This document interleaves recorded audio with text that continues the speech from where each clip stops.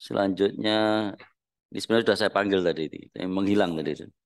Ini koalisi perubahan harus hati-hati, kalau dipanggil hilang lagi nanti. Pak Nasim Khan silakan. Bismillahirrahmanirrahim. Terima kasih pimpinan Pasar Muji dan Wakil Ketua. Jadi mau ngomong susah ini sudah diduluin ini Pak.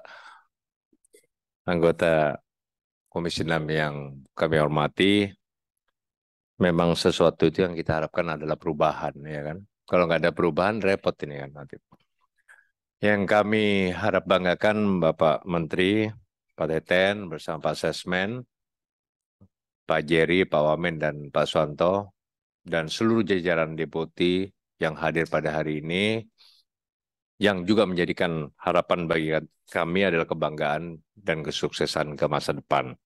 Itu yang kita harapkan, perubahan yang lebih baik, itu yang pasti. Ya kan, udah. Sebelah saya PKS jadi ketawa juga ini. Terima kasih. Yang pasti kami ucapkan yang pertama selamat buat Pak Anto karena sudah Dinda sudah menikah ya kemarin ya. Pak Anto selamat ya buat Pak Anto.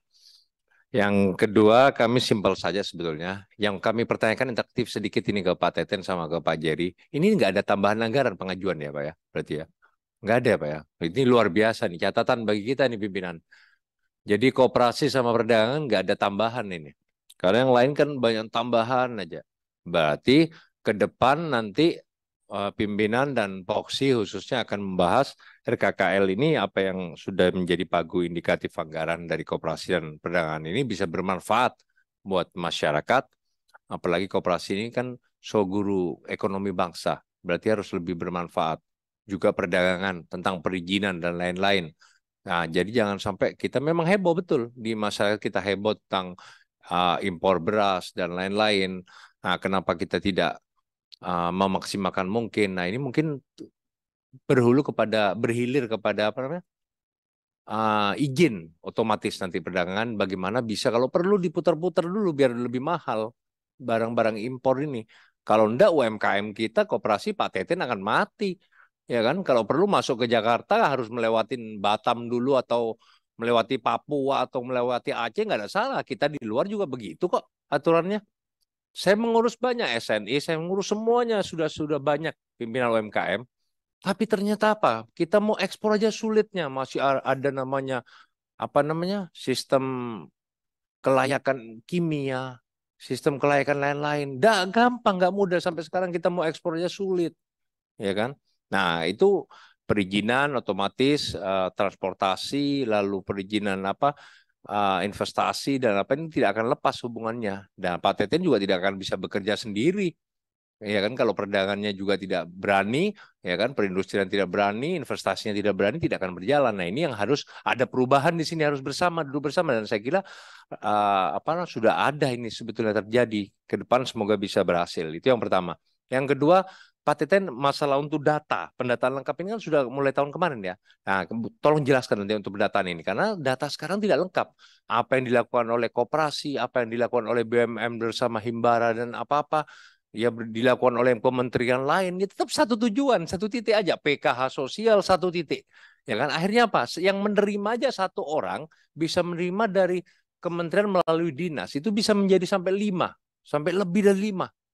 Padahal banyak masyarakat miskin kita yang tidak teratasi. Ya kan? Nah, ini harus satu data. Single data ini gimana? Ya kan? Atau badan statistik atau di koperasi saja. Nah, yang sudah berhubungan dengan koperasi bagaimana?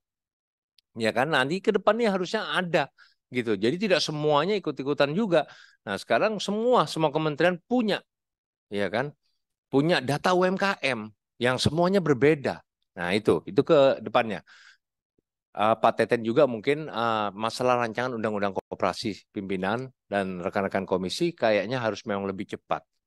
Karena bagaimanapun juga Presiden kita Bapak Jokowi dan saya dengar juga Pak Teten sudah berang ini melihat ini ya kan. Gara-gara rancangan undang-undang yang awalnya tahun 2592 92 ya Pak ya. Ya tidak ada perubahan akhirnya apa? Koperasi dijadikan ajang event ya apa ya namanya ya bos-bos besar akhirnya.